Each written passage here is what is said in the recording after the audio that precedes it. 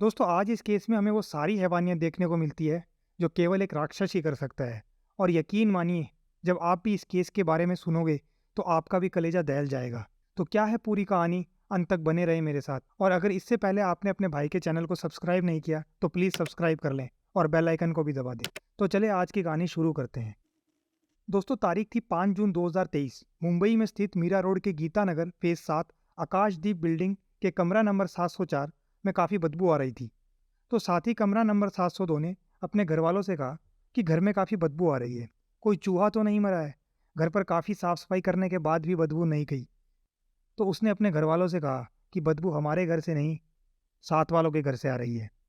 तो अगले दिन वो कमरा नंबर 704 यानी अपने पड़ोसी के घर की बेल बजाता है।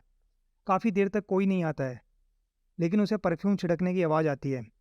तो वो वापस घर जाता है और अपनी माँ को कहता है कि बदबू साथ वाले अंकल के घर से ही आ रही है और ज़रूर उन्होंने कुछ किया है। तो उसकी माँ उसे कहती है कि फिल्में देखकर तेरा भी दिमाग खराब हो रखा है, ऐसा कुछ नहीं हुआ है। अब शाम को जैसे ही कमरा नंबर 704 से एक व्यक्ति निकलता है जिसका नाम मनोज साने था, जो कि उसी घर में एक लड़की के साथ रहता था, तभी वो पड़ोसी बाहर से निकलता है और मनोज को कहता है कि अंकल आपके घर से बहुत बदबू आ रही है।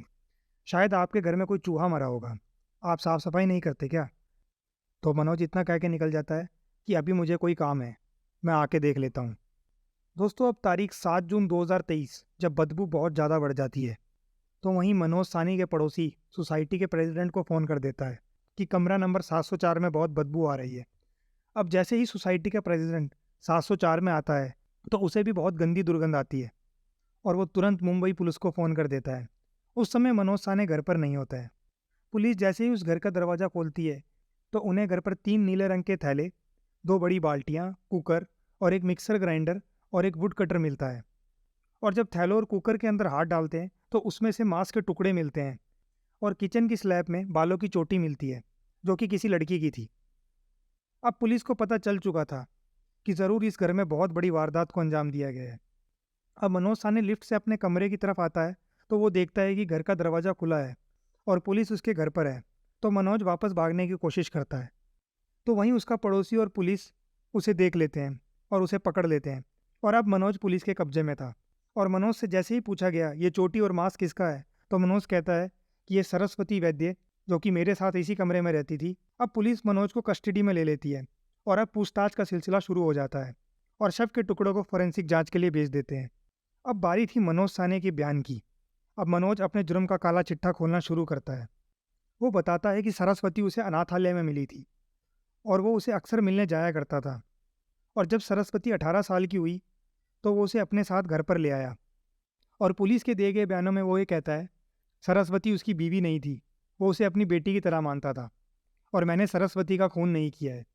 दरअसल 5 जून को जब मैं घर आता हूँ तो सरस्वती मुझे घर पर मरी हुई मिलती है और उसके मुंह से झाग निकल रहा था। तो मैं घबरा गया और मैं काफ़ी डर गया। इसीलिए मैं सरस्वती की डेड बॉडी को डिकम्पोज करने की कोशिश कर रहा था। इसलिए मैं मार्केट से कटर लाया और लाश के 20 टुकड़े कर दिए और उसके बाद मैंने कुकर में मांस को पकाया और मिक्सर ग्राइंडर में पीस दिया। और इसी के साथ वो ये कहता है कि मैंने उसके साथ कोई शारीरिक संबंध नहीं बनाए क्योंकि मैं HIV पॉजिटिव हूँ, इसलिए मैंने कभी शादी ना करने की कसम खाई थी।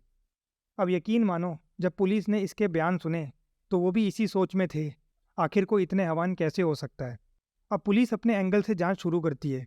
वो सोसाइटी में मनोज के पड़ोसी से पूछताछ करती है तो पता लगता है कि मनोज यहाँ 2017 से रह रहा था और मनोज और उसकी पार्टनर किसी से भी बात नहीं करते थे, बस अपने काम और काम से घर, बस इसी में रहते थे।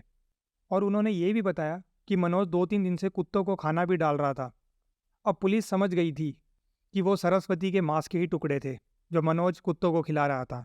अब पुलिस मनोज साने के काम का भी पता लगा रही थी कि मनोज बोरीवली की एक राशन की दुकान पर काम करता था, जहां उसे सिर्फ 5,000 रुपये मिलते थे, जहां मीरा रोड में उसके फ्लैट का किराया 10,000 था।